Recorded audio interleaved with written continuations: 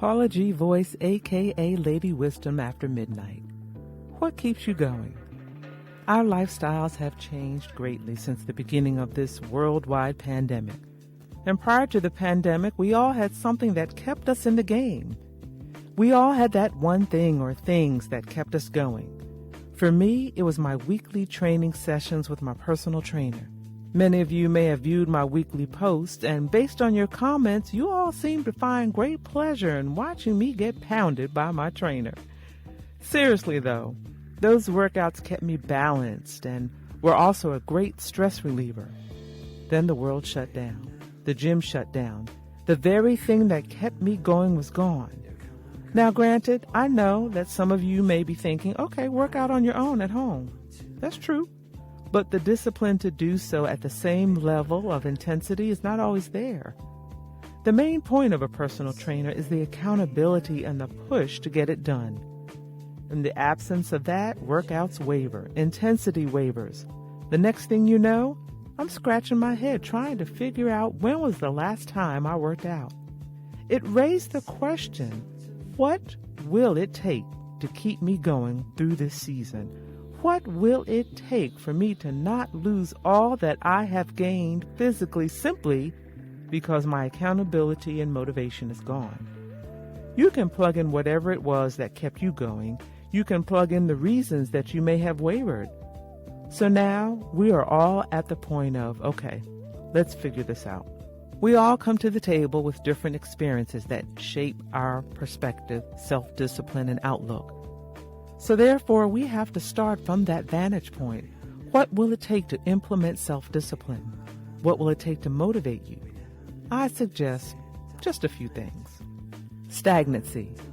Imagine yourself on the other side of this pandemic and you emerge in the same position or lesser position than you did prior to the pandemic.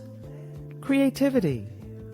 We have had a lot more flexible time where we can do some research and find out other creative ways to do that thing that kept us going before the pandemic. For me, it has been taking the time to research natural foods and focused exercises that can strengthen certain areas that I desire to strengthen and tone. What and how can you do things differently in order to obtain optimal results? Family and friends. Even though we may not have had the opportunity to visit physically, we can reach out through technology. Prior to the pandemic, my schedule was so hectic. I had difficulty keeping up with family connections. I now make a point to reach out at least to 2 family members per week, aunties, nieces, nephews, etc.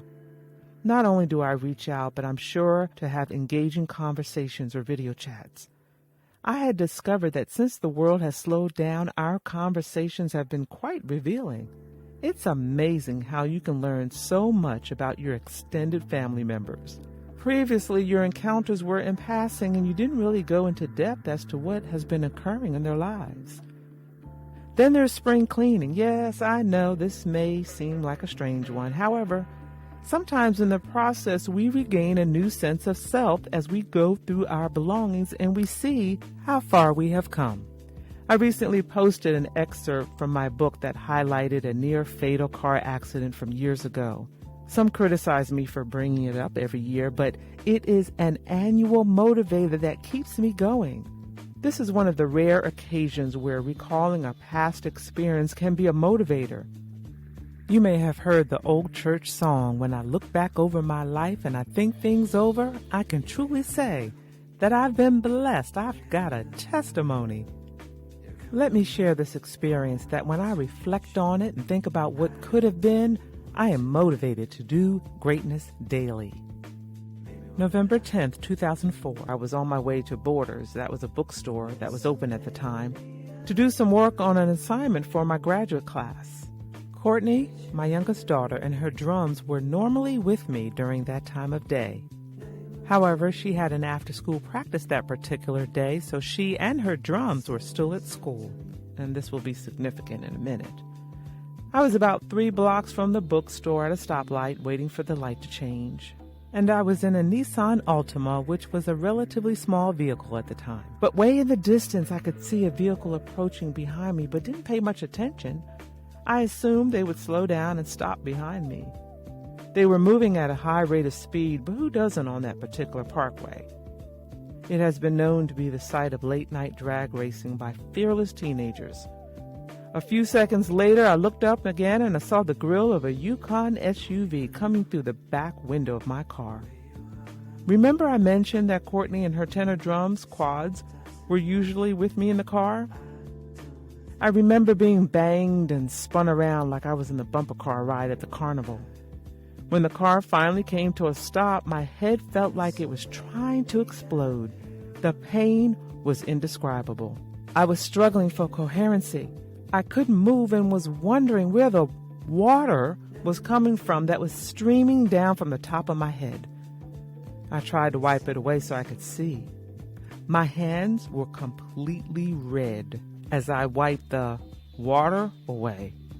I realized at that moment that I was bleeding profusely from my head, which was banging in excruciating pain. There was a lot of yelling and screaming from outside the car. Someone kept screaming, "Oh my God!"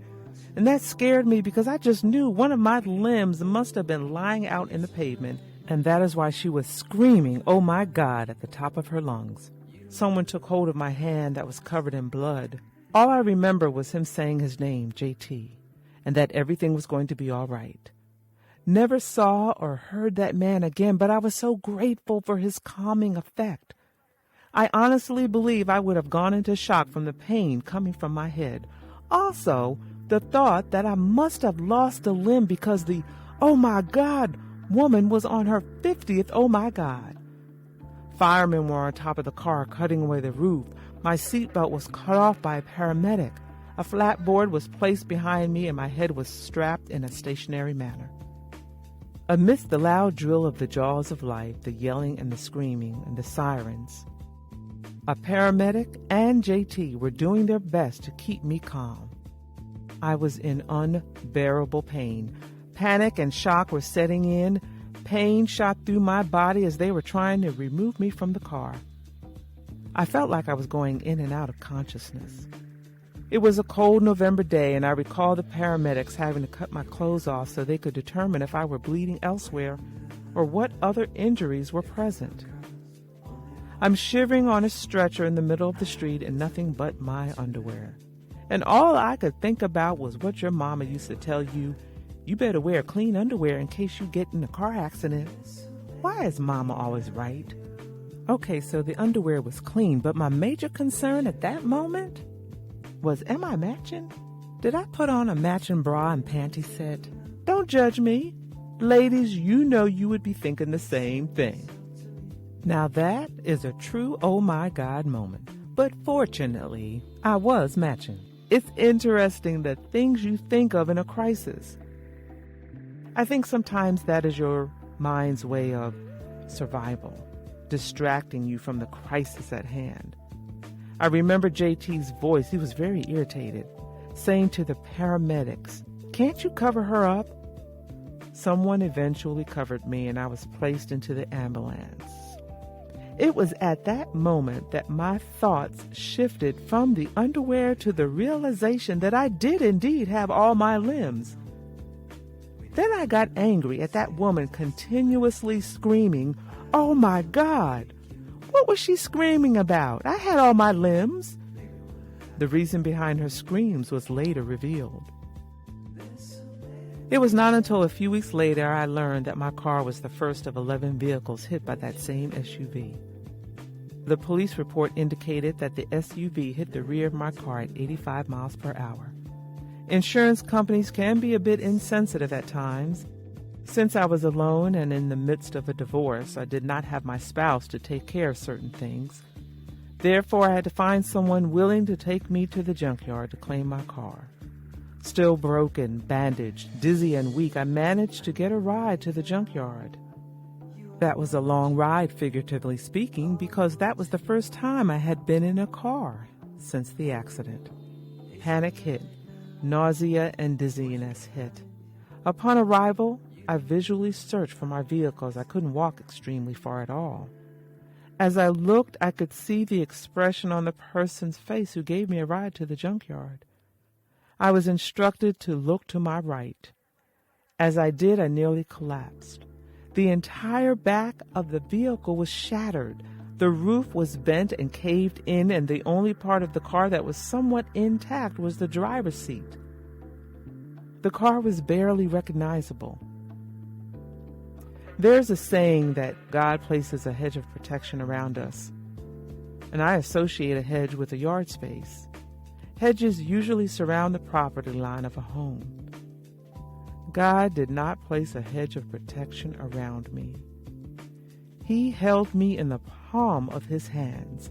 The only part of the car that was not severely crushed was the driver's seat where I was sitting. I always sat close to the steering wheel when I drove. The doctor said if my seat was further back, I would have been killed. I know without a doubt God brought me through the near-death experience for a reason. This journey is part of that reason. I call that day my second birthday, and I vow to spend each day with the breath I'm given to speak life into others, to do what God has equipped me to do, to encourage you to do what God has equipped you to do. You see, God brings us through our near-death experiences or illnesses for a reason. He wants to show us that He always has us in the palm of His hand. We in turn must share the testimony so that others can experience the depths of His love, protection, and provision for us. No matter your circumstances, no matter how devastating, if you are living and breathing, that means God brought you through and has given you a testimony. Testify about His goodness. Testify about His love. Testify that with God all things are indeed possible. Sometimes it takes reflecting on a near-death experience to keep us going. Sometimes it takes imagining what life could look like on the other side of our adversity. Whatever it takes, find what it is that keeps you going and embrace that journey. I am Paula G. Voice. I am a sagacious, independent lifestyle influencer. I am embracing my own journey and sharing experiences along the way. I'm challenging dreamers to do the same by breathing life into their deferred dreams and living out the reality. It is never too late to embrace your journey and live your dreams. Visit Paula's blog at www.paulagvoice.com for the full journey.